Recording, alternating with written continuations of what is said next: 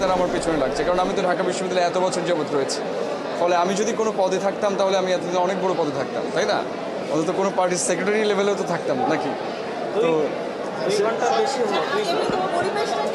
না, পরিবেশ ভালো দেখছি, সবাই উৎসবমুখর পরিবেশে ভোট দিতে আসছে, এটা আমরা এক্সপেক্ট করেছিলাম এবং আমরা মনে করছি যে যতজন প্রার্থী রয়েছে আমাদের একটা সৌহার্দ্যপূর্ণ সম্পর্ক রয়েছে, ফলে ঢাকা বিশ্ববিদ্যালয়ে আসলে আশঙ্কাজনকভাবে কোনো কিছুই হবে না এবং আমাদের ভাই বোনরা অনেক আনন্দে ভোটে অংশগ্রহণ করছেন, এটা দেখেই অনেক ভালো লাগছে।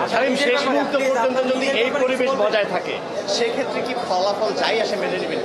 আমি তো ফলাফল বলে দিয়েছি যে আমাদের এখানে তো আসলে কেউ কম্পিটিশন, আমরা কারোর প্রতিপক্ষ নই। এখানে যারা ইলেকশন করছে প্রত্যেক ভিপি আমার সিনিয়র ভাই, প্রত্যেকের সাথে আমার খুব সৌহার্দ্যপূর্ণ সম্পর্ক রয়েছে। যদিও তারা নানা ধরনের রাজনৈতিক কারণে প্রোপাগান্ডা চালাচ্ছেন, তারপরেও কিন্তু আমার সাথে ভালো সম্পর্ক রয়েছে, আপনি দেখবেন সোশ্যাল মিডিয়াতে। না, আমি তো বলেছি যে আমার জয় মানে হচ্ছে ঢাকা বিশ্ববিদ্যালয়ের যে শিক্ষার্থী রয়েছে যারা পলিটিক্যাল ডমিনেন্সের বাইরে, তাদের জয়।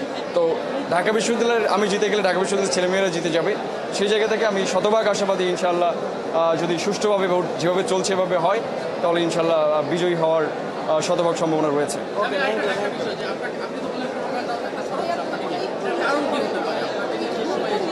কারণটা তো জানেন আপনি, আমি একক মানুষ হিসেবে ভোটে দাঁড়িয়েছি এবং আপনাদের মিডিয়াতেই আপনারা জানতে পারবেন যে আমার আসলে কনসেপচুয়াল কারণে কিন্তু জনপ্রিয়তা যেটা তৈরি হয়েছে সেটা, কারণ 15 দিন আগেও আমাকে কেউ চিনত না।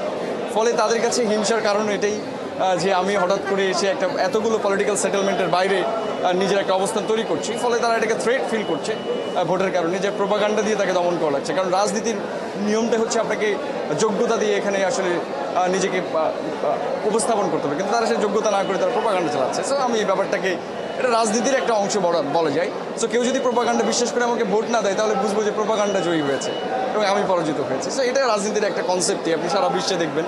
সো আমি এটাকে আসলে ওভাবে সিরিয়াসলি দেখছি না, কারণ এটাও পলিটিক্যাল একটা পার্ট। আপনি কি এনজয় করছেন আর কি এই? হ্যাঁ, আমি তো আগেই বলেছি যে রাজনীতি আমি নতুন, বাট আমি পুরো বিষয়টাকে অন্তত এই 15 বা 20 দিনের ভেতরে বলা যায় যে অন্তত I am being a politician, so I am enjoying a different life.